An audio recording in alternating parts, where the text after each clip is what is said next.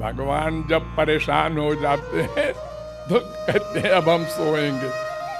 ये सब बच्चे आवारा हो गए तो प्रलय करके भगवान सो जाते हैं। लेकिन जैसे मनुष्य घबरा के परेशान हो करके और कुछ तो अल्पज्ञ शराब पी करके परेशानी से बचने के लिए सो जाते हैं, लेकिन कब तक सोएंगे?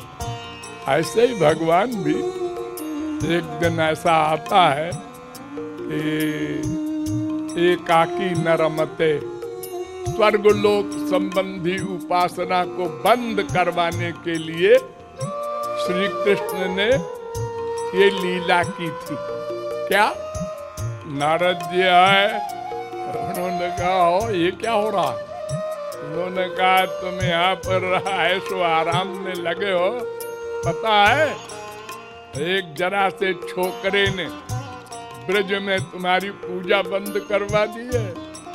नारद जी ने बताया नहीं ये छोकरा क्या है। उसके यहाँ प्रलय कालीन मेघ रहते हैं। ये नहीं जैसे आप लोग पानी बरसता है, ऐसे बादल नहीं, मूसलाधार मूसल होती है ना, महाप्रलय में बरसता है वैसा पानी।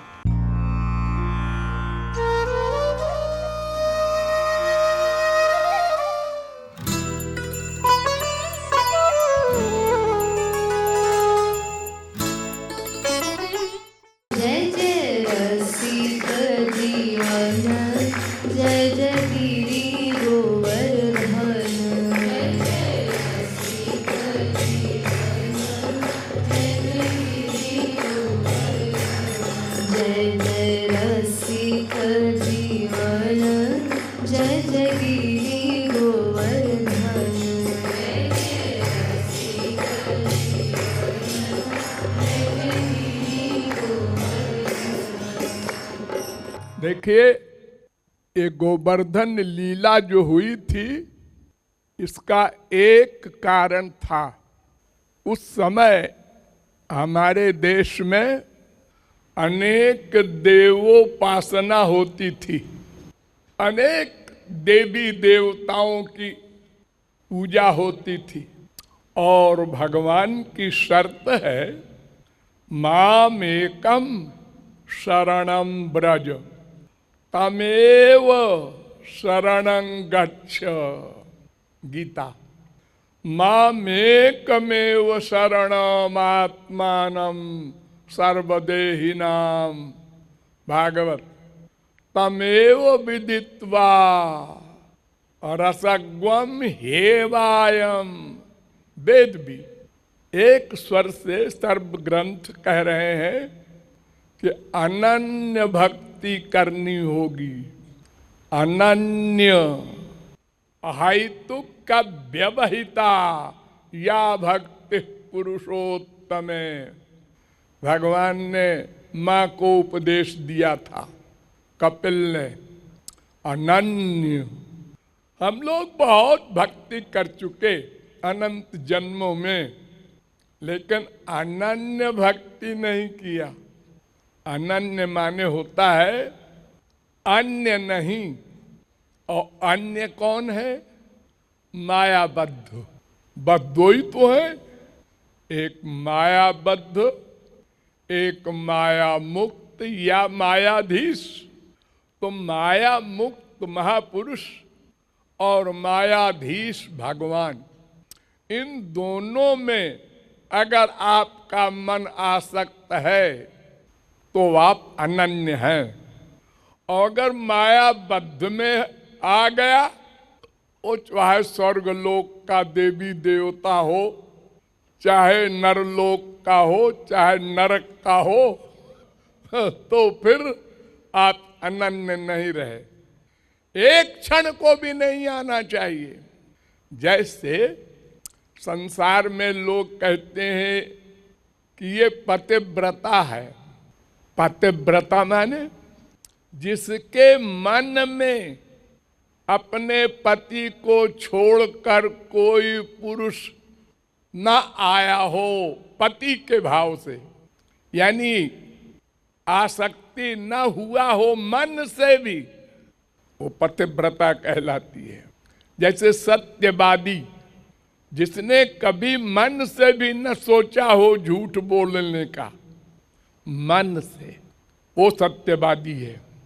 तो अनन्य भगवान की शर्त है, उसको प्रैक्टिकल रूप देने के लिए, उदाहरण प्रस्तुत करने के लिए ये गोवर्धन लीला हुई थी। सब बूढ़े ब्रजवासी पानी को जो बरसने को है उसको इंद्र की कृपा मानते थे। जो बरसात में पानी बरसता है और पूजन करते थे। अरे आज भी बहुत से लोग करते हैं। अगर 10-20 दिन पानी नहीं बरसा तो किसान लोग बड़े बड़े नाटक करते हैं। कोई लोमड़ी का ब्याह करवाता है, कोई अंड बंड जिसके जो मन में आए, वो किसी मूर्ख बाप ने कुछ चला दिया, बस चल रहा है, ऐसा करो तो पानी बरस जाएगा। लेकिन ये इंद्र वाली बात तो स्वर्गलोक की है, इसलिए इस स्वर्गलोक संबंधी उपासना को बंद करवाने के लिए श्री कृष्ण ने ये लीला की थी। क्या? ब्रजवासियों को अपने पक्ष में करके, शास्त्र वेद का रहस्य समझा करके, यानी एव शब्द का अर्थ सबके हृदय में भर करके और इंद्र की पूजा बंद कर दी। नारद जी आए, उन्होंने कहा हो ये क्या हो रहा है, इंद्र की पूजा बंद कर दिया। वो तो इधर की उधर लगाने वाले है ही हैं। वो गए इंद्र के पास, उन्होंने कहा तुम यहाँ पर ऐशो आराम में लगे हो, पता है एक जरा से छोकरे ने ब्रज में तुम्हारी पूजा बंद करवा दी है। नारद जी ने बताया नहीं ये छोकरा क्या है, उन्होंने भिड़ा दिया। इंद्र ने कहा है कौन है वो? अरे वो नंद का लड़का है। अच्छा बताते हैं। उसने ऑर्डर दिया अपने मेघों को, उसके यहाँ प्रलय कालीन मेघ रहते हैं। ये नहीं जैसे आप लोग पानी बरसता है ऐसे बादल नहीं, मूसलाधार मूसल होती है ना, इतना बड़ा मुंह होता है मूसल का, उस धार से पानी बरसाना। महाप्रलय में बरसता है वैसा पानी, जब सृष्टि समाप्त करना होता है। अब सांप गड़बड़ भाग रहे हैं चारों ओर, तो भगवान ने उस समय ये गोवर्धन पर्वत को उठाया था एक नाखून पर। अरे वो तो अनंत ब्रह्मांड को उठाए हैं संकल्प से, तो ये कौन बड़ी बात है। गोवर्धन तो छोटा सा एक पर्वत है, एक ब्रह्मांड में भी एक छोटी सी जगह है भारत, उसमें भी एक मथुरा डिस्ट्रिक्ट का है छोटा सा। तो सारे ब्रजवासी उसी के नीचे खड़े हो गए थे। तो जब देखा इंद्र ने ये क्या हुआ, ये कैसे कर दिया इस लड़के ने, तब भगवान ने उसको ज्ञान कराया भीतर से ही, ये ऐसा वैसा नहीं है, तुम्हारा बाप है, तुमको अहंकार था ना। तो ऐरावत हाथी पर आया और उतर करके ठाकुर जी के चरणों में रोया गाया। तो अनन्य भक्ति को पक्का करने के लिए भगवान ने एक गोवर्धन लीला की थी। वो काफी दिन तक चला, लेकिन हम लोग तो फिर विचित्र बुद्धि है, फिर सब घपड़ सपड़ करने लगे। और यहाँ तक कि यज्ञ में पशुओं की बलि, मनुष्यों की बलि होने लगी। फिर बुद्ध का अवतार हुआ। फिर ये सब होता रहता है पृथ्वी में। जब जब गड़बड़ हो, बहुत गड़बड़ होती है, तो कोई न कोई अवतार आता है, महापुरुष आता है और कुछ ठीक कर जाता है, फिर गड़बड़ अधिक हो जाती है। ये सृष्टि में चलता रहता है अप डाउन। और जब बहुत गड़बड़ हो जाती है तो फिर प्रलय हो जाता है। भगवान जब परेशान हो जाते हैं तो कहते हैं अब हम सोएंगे। ये सब बच्चे आवारा हो गए तो प्रलय करके भगवान सो जाते हैं। लेकिन जैसे मनुष्य घबरा के परेशान हो करके और कुछ तो अल्पज्ञ शराब पी करके परेशानी से बचने के लिए सो जाते हैं, लेकिन कब तक सोएंगे?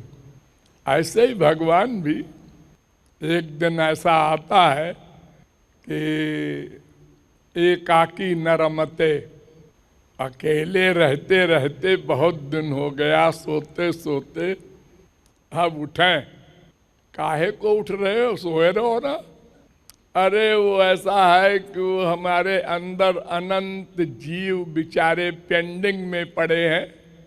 महाप्रलय के बाद जब हम लोग भगवान के महोदर में लीन होते हैं तो हमको कुछ करने का अधिकार नहीं होता। हमारी इंद्रियां भी नहीं होती, मन भी नहीं होता, बुद्धि भी नहीं होती, केवल पर्सनैलिटी रहती है।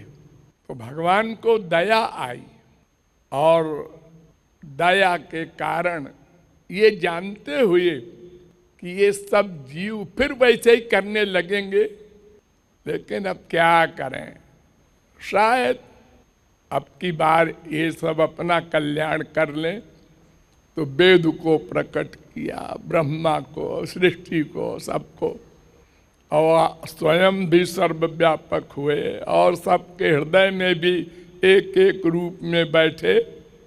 अपने बच्चों के लिए सब कुछ रियायतें की, लेकिन हम लोगों ने फिर सब बिगाड़ दिया और देवी देवताओं की पूजा शुरू कर दी अनन्यता के खिलाफ। तो फिर अवतार लेते हैं, फिर गोवर्धन उठाते हैं। ऐसे ही चलता रहता है चक्र। इसलिए हम लोगों को अनन्यता का बहुत ध्यान रखना चाहिए। धन्यवाद। गिरिराज महाराज की जय।